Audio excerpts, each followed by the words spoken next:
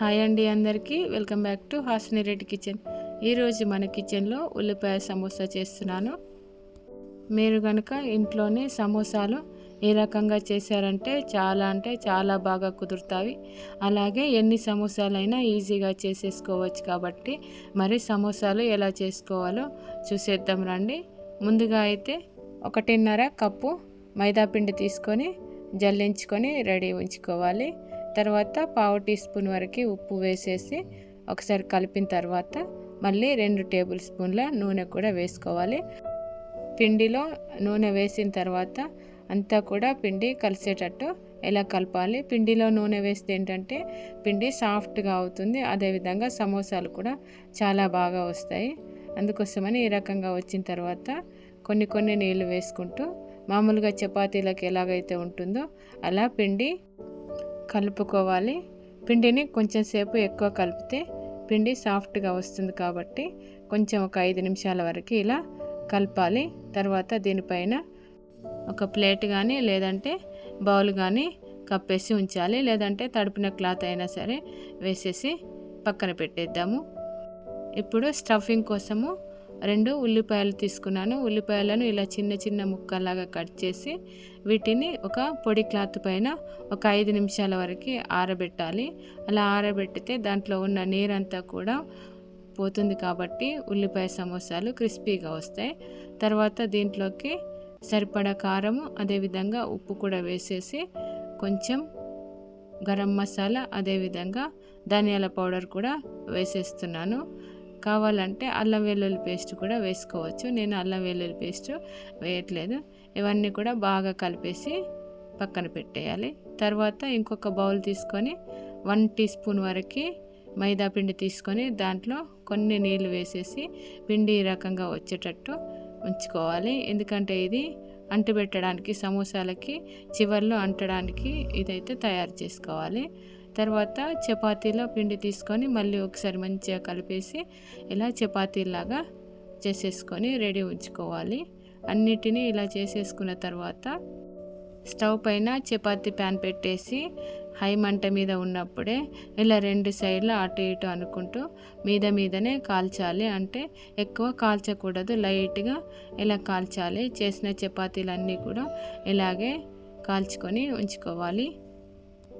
కాల్చిన చపాతీలన్నీ కూడా ఎండిపోకుండా వాటిపైన క్లాత్ కానీ లేదంటే ఒక మూత కానీ కప్పాలి. తర్వాత వీటిని అన్నింటినీ సమానంగా ఇలా రిబ్బన్ లాగా వచ్చేటట్టు కట్ చేసుకోవాలి. అన్నీ ఒకదానిపైన ఒకటి వేసేసి ఇలా స్ట్రైట్గా ఉండేటట్టు కట్ చేయాలి.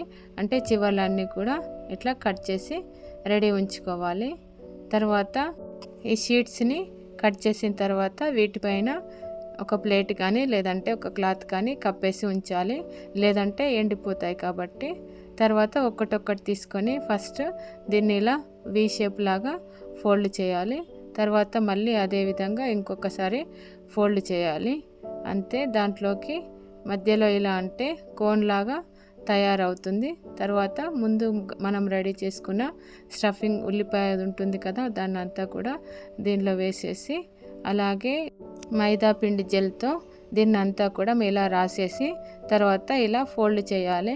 దాంతో ఏంటంటే ఇదంతా కూడా బయటకు రాకుండా ఉండిపోతుంది. ఇదంతా కూడా లేయర్స్ అనేవి పైకి లేవకుండా ఇలాగే అంటుకొని ఉంటాయి. సమోసాలు ఇలా తయారు చేసుకోవాలి. తర్వాత రెండవది కూడా సేమ్ అలాగే వీ షేప్ లాగా చేసేసి తర్వాత మళ్ళీ ఇంకొకసారి మళ్ళీ వీ షేప్ లాగా ఫోల్డ్ చేసిన తర్వాత దీంట్లోకి ఇలా వచ్చిన తర్వాత దానికి సరిపడేంత స్టఫింగ్ వేసేసి తర్వాత మళ్ళీ జెల్ ఇలా రాసేసి దీన్ని కరెక్ట్గా ఫోల్డ్ చేసేయాలి.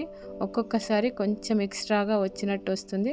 దాన్ని కొనకు మళ్ళీ కూడా జెల్ రాసేసి అదంతా కూడా ఇట్లా కవర్ చేస్తే సరిపోతుంది. ఒక్కొక్కసారి ఇలా ఎక్స్ట్రా కూడా వస్తుంది. కాబట్టి ఇంతేనండి, సమోసా కోన్ ఈజీగా తయారు చేసుకోవచ్చు. అలాగే అన్నీ కూడా ఇలా రెడీ చేసుకున్న తర్వాత ఎక్కువ సమోసాలు చేసినప్పుడు ఆరిపోతాయి కాబట్టి ఒక ప్లేట్ పెట్టేయాలి.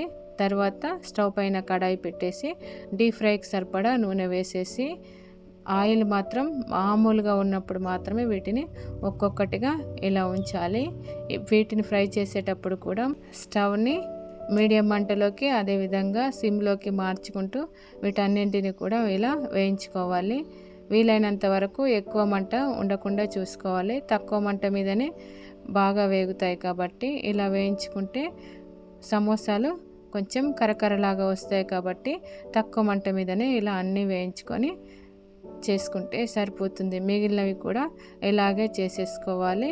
తర్వాత పచ్చిమిర్చిని కూడా 2-3 ఘాట్లు పెట్టేసి ఇలా ఫ్రై చేసుకొని వేడి వేడి సమోసాలు సాయంత్రం పూట చాలా అంటే చాలా బాగుంటాయి. మీరు కూడా సమోసాలను ఈ రకంగా ట్రై చేయండి, చాలా బాగా కుదురుతాయి. ఇంట్లో వాళ్ళు కూడా చాలా ఇష్టంగా తింటారు కదా సమోసాలను. అందుకోసమే ఈ రకంగా చేసేసుకుంటే సరిపోతుంది. చాలా ఈజీగా చేసేసుకోవచ్చు. ఫస్ట్ టైం చేసే వాళ్ళకైనా చాలా ఈజీగా కుదురుతాయి. ఈ టిప్స్ అన్నీ కూడా ఫాలో అవుతూ చేసుకుంటే కనుక. ఇంతేనండి సమోసా చేయడం. ఈ వీడియోని చూసిన తర్వాత వీడియోని లైక్ చేయడం, షేర్ చేయడం మర్చిపోకండి. అలాగే ఈ ఛానల్ని సబ్స్క్రైబ్ చేసుకోండి. పైన గంట సింబల్ని కూడా టచ్ చేయండి. మీకేమైనా నోటిఫికేషన్స్ ఉంటే వస్తాయి కాబట్టి ఈ ఛానల్కి సంబంధించినవి. ఇంతేనండి. ఇప్పటి వరకు ఈ వీడియో చూసినందుకు చాలా చాలా థ్యాంక్ యూ.